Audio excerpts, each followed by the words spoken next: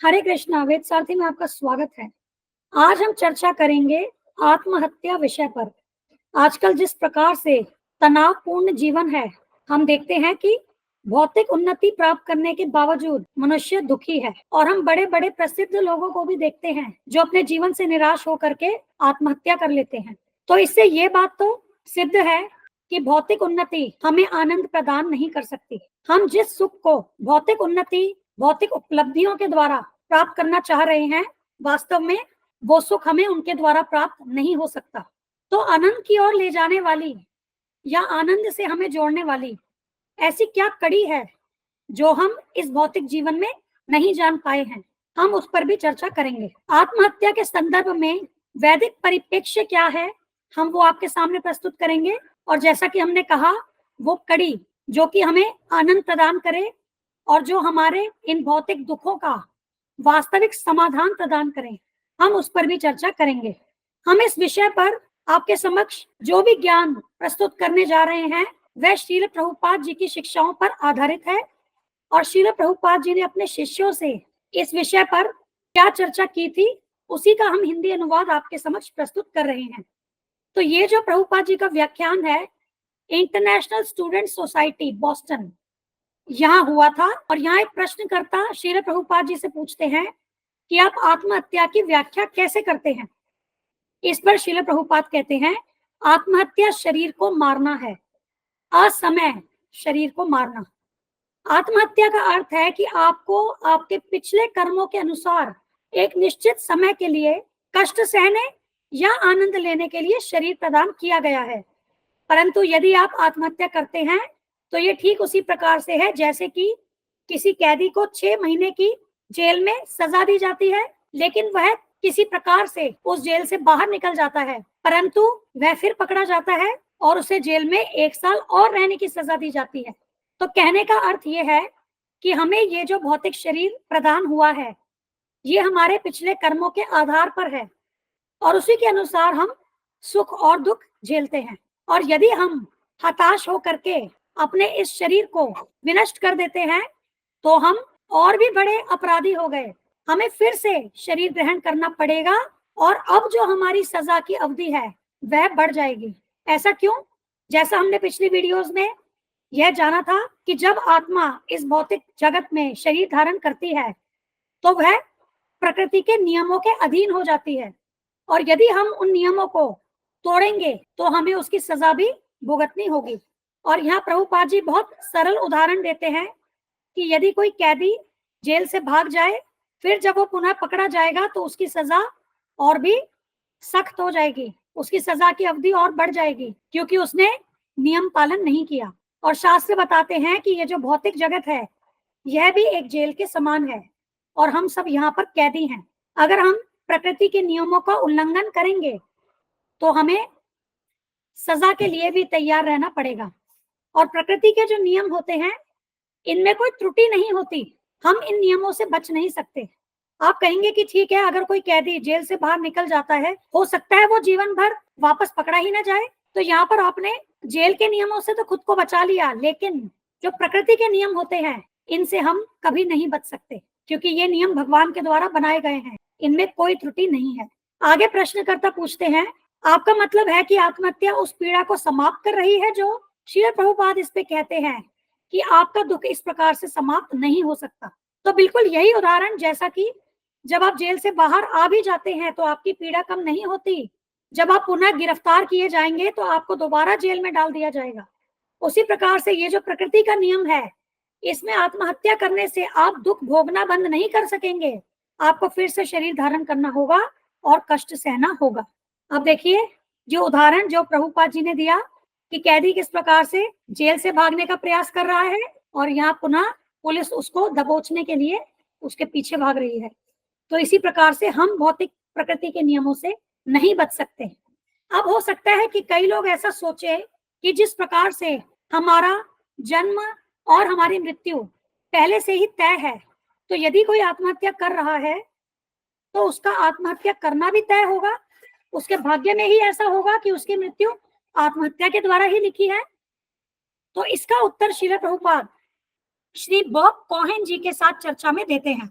Shri Bob Cohen Srila Prabhupada ji से पूछते हैं, क्या हम कब जन्म लेंगे और कब मरेंगे यह पहले से तय है?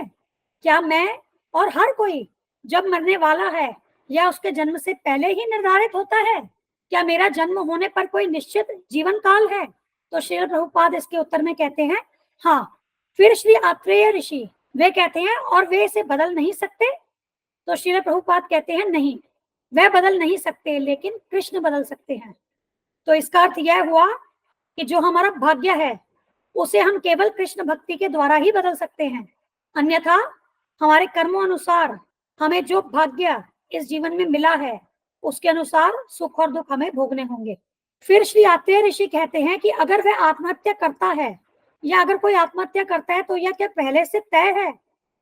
इस पर श्रील प्रभुपाद कहते हैं कि पहले से तय नहीं है, यह आप कर सकते हैं क्योंकि आपके पास थोड़ी स्वतंत्रता है। आत्महत्या करना स्वाभाविक नहीं है, मतलब आत्महत्या करना कोई नेचुरल नहीं है, कोई प्राकृतिक या स्वाभाविक कार्य नहीं है, यह अस्वाभाविक है, अप्राकृतिक है।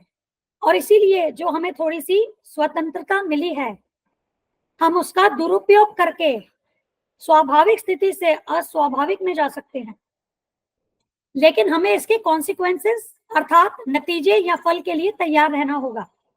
जैसे कैदी स्वाभाविक रूप से जेल के बाहर नहीं जा सकता, लेकिन किसी न किसी तरह वह दीवार फांदने का प्रबंध कर लेता है और चला जाता है, फिर वह अपराधी बन जाता है, और फिर जब वो पुनः पकड़ा जाता है तो उसके कारावास की अवधि बढ़ा दी जाती है या उसे अधिक दंडित किया जाता है। तो स्वाभाविक रूप से हम भाग्य का उल्लंघन नहीं कर सकते, और यदि हम ऐसा करते हैं तो हमें दुख प्राप्त होता है। लेकिन यदि हम भगवान श्री कृष्ण की शरणागति लेते हैं तो भगवान श्री कृष्ण हमारे भाग्य को बदल सकते हैं। कृष्ण अर्जुन से भगवद गीता में कहते हैं, अहम त्वाम सर्व पापेभ्यो मोक्षयिष्यामि मा शुचः, मैं तुम्हें सुरक्षा प्रदान करूंगा। श्रील प्रभुपाद आगे दो प्रकार की अवस्थाएं बता रहे हैं, भक्त तथा अभक्त की। जो अभक्त होता है वह प्रकृति के नियंत्रण में है, परंतु भक्त जो है वह कृष्ण के प्रत्यक्ष नियंत्रण में है। उसी प्रकार से जैसे कोई एक बड़ा आदमी, उसके कार्यालय में कई कर्मचारी हैं और उन्हें वह अलग अलग विभागीय अधीक्षकों द्वारा नियंत्रित कर रहा है। जैसे मान लीजिए कोई सीईओ है, उसके अंडर पूरे क्या मैनेजर्स हैं, जनरल मैनेजर्स, सुपरवाइजर्स, तो उनके द्वारा वो अपनी पूरी कंपनी में जो भी कर्मचारी काम करते हैं उनको वो मैनेज कर रहा है। परंतु घर में वही व्यक्ति अपने बच्चों को सीधे नियंत्रित कर रहा है। नियंत्रक वह अपने कार्यक्षेत्र में भी है और घर में भी है, लेकिन कार्यक्षेत्र में वो अपने एजेंट्स के द्वारा या अपने नीचे मैनेजर्स के द्वारा कर्मचारियों को नियंत्रित कर रहा है, परंतु घर में वह बच्चों को प्रत्यक्ष रूप से नियंत्रित कर रहा है। परंतु दोनों स्थितियों में नियंत्रक वही है। आगे श्रील प्रभुपाद बताते हैं कि इसी प्रकार से भगवान सदैव नियंत्रक होते हैं, और जब कोई भक्त बन जाता है तो वह सीधे भगवान द्वारा नियंत्रित होता है, अन्यथा जो अभक्त है वह भगवान की एजेंट अर्थात माया द्वारा नियंत्रित होता है। तो चाहे भक्त हो चाहे अभक्त हो, मतलब प्रत्येक जीव को नियंत्रित तो होना ही पड़ेगा, या तो भगवान द्वारा या माया देवी द्वारा। इसमें भी एक और सरल उदाहरण श्रील प्रभुपाद देते हैं। जैसे अमेरिका में या आप किसी भी देश की बात करें तो हर नागरिक जो है वह सरकार द्वारा नियंत्रित होता है। जब वह सरकार के नियमों का पालन करता है तो नागरिक विभाग उसको नियंत्रित करता है, और यदि वह नियमों का पालन नहीं करता तो आपराधिक विभाग उसे नियंत्रित करता है। लेकिन वह ऐसा कह नहीं सकता कि मैं तो नियंत्रण में हूं ही नहीं, मैं तो स्वतंत्र हूं। यह संभव नहीं है। वास्तव में यदि हम ऐसा समझे कि हम नियंत्रण में नहीं है तो वह समझदारी नहीं है, वह हमारा पागलपन है। आगे श्रील प्रभुपाद बताते हैं कि यदि हम भगवान के नियंत्रण में आते हैं तो हम इन भौतिक दुखों से मुक्त हो जाते हैं और अपने शाश्वत घर भगवत धाम लौट जाते हैं। परंतु यदि हम माया के नियंत्रण में होते हैं तो हम अपने जीवन को बर्बाद करते हैं, क्योंकि एक के बाद एक हमें विभिन्न भौतिक शरीर धारण करने पड़ते हैं और हम इस भौतिक जगत रूपी जेल में ही जन्म जन्मांतर रहते हैं। अब ये जो चर्चा है ये श्रील प्रभुपाद की मॉर्निंग वॉक में अपने शिष्यों के साथ हुई थी, जिसमें श्रील प्रभुपाद कहते हैं कि जब कोई गलत समझता है तो वह सब कुछ गलत समझता है, जब वो गलती करता है तो कई प्रकार से गलतियां करता है। मतलब यदि हम अज्ञानता में होंगे तो हम चीजों को सही रूप में नहीं समझ पाएंगे, हम गलती करेंगे। और इसी का उदाहरण वास्तव में आत्महत्या है। जैसे कभी कभी कोई बीमारी से पीड़ित होता है तो वो सोचता है कि मैं आत्महत्या कर लूं, क्योंकि मैं तो अभी बहुत पीड़ित हूं, और जब मैं आत्महत्या करूंगा तो ये जो मेरी जो भी पीड़ा है ये शरीर के साथ समाप्त हो जाएगी। परंतु अज्ञानतावश वह यह नहीं जानता कि आत्महत्या करने से वे इन दुखों को और भी बढ़ा देगा। हमें शास्त्र बताते हैं कि यदि इस प्रकार से कोई प्रकृति के विपरीत जाता है और आत्महत्या करता है तो उसे भूत की योनि प्राप्त होती है। और भूत की योनि क्या है? वह सूक्ष्म योनि है। और जब व्यक्ति को भूत की योनि प्राप्त होती है तो वह किसी भी वस्तु का स्थूल रूप से आनंद नहीं ले सकता, और वह उस सूक्ष्म शरीर में अपने आसपास अशांति का वातावरण पैदा करता है, क्योंकि उसके पास आनंद लेने के लिए स्थूल शरीर नहीं है। और इसीलिए हम प्रेत बाधा के उदाहरण देखते हैं। जैसे एक पुरुष भूत वह महिला पर भटकता है, महिला भूत पुरुष पर भटकती है। इसे इंग्लिश में कहते हैं हॉन्ट करना। जैसे मेल गोस्ट जो है वो फीमेल को हॉन्ट करता है और फीमेल गोस्ट मेल को हॉन्ट करता है। यही प्रभुपाद जी हमें बता रहे हैं। और प्रभुपाद जी इसी मॉर्निंग वॉक की चर्चा में बताते हैं कि जब मनुष्य अज्ञानी होता है तो वह सोचता है कि मैं पीड़ा में हूं तो मैं इसे शून्य बना देता हूं। ये उसी प्रकार से है जिस प्रकार से खरगोश खतरे के समय आंखें बंद कर देता है, उसे लगता है कोई खतरा नहीं है और वह इसी से संतुष्ट हो जाता है। तो ऐसे लोग जीवन के कष्टों से अपनी आंखें बंद कर लेते हैं। वे इस बात को स्वीकार ही नहीं कर पाते कि यह जीवन इतना कष्टकारी है और आगे भी जो भौतिक जीवन है वे भी कष्टकारी हैं।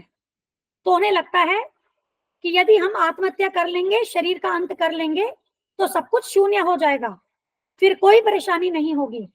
तो ऐसा सोचना अज्ञानता है। जीवन के दुखों के प्रति आंखें बंद कर लेना या अपने जीवन को समाप्त कर लेना, यह हमारे दुखों का समाधान नहीं है। हमें दुखों के वास्तविक समाधान के लिए शास्त्रों से ज्ञान लेना होगा। अब यहाँ चित्र में देखिए, अभक्त प्रकृति के नियंत्रण में है और भक्त कृष्ण के प्रत्यक्ष नियंत्रण में है। महाभारत के युद्ध के समय अर्जुन अत्यंत दुखी थे।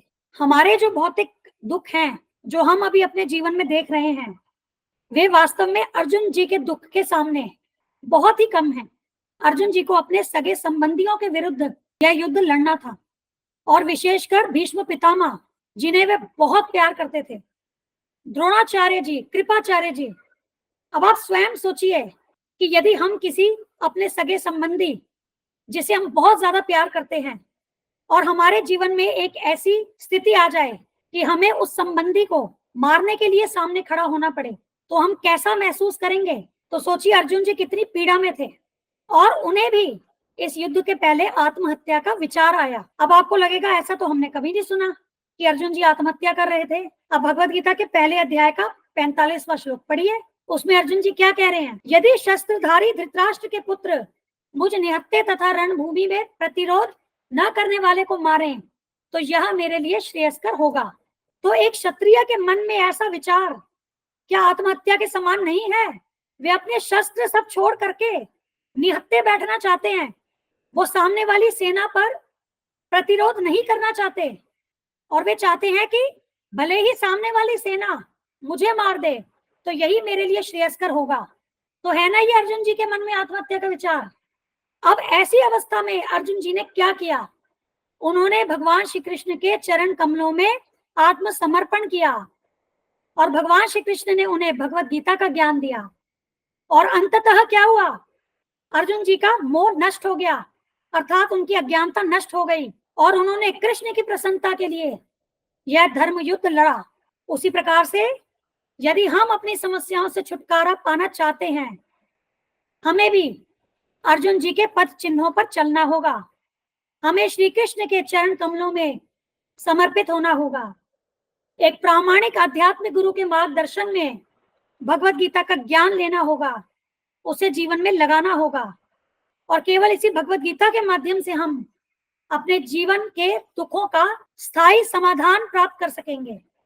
तो हम आपसे विनती करते हैं कि भगवत गीता का ज्ञान लें और उस ज्ञान को जन जन तक पहुंचाएं ताकि ये जो मन की दुर्बलता है, जिसके कारण मनुष्य दुखों को नहीं झेल पाता और वह आत्महत्या जैसे कठिन मार्ग को चुनता है, उससे हम मनुष्यों को बचा सकें। तो यही जो आध्यात्मिक ज्ञान है जो हमें भगवत गीता के द्वारा प्राप्त होता है, यही वो कड़ी है जो हमें दुखों से आनंद की ओर लेकर के जाएगी, अंधकार से प्रकाश की ओर लेकर के जाएगी और मृत्यु से शाश्वत जीवन की ओर लेकर के जाएगी।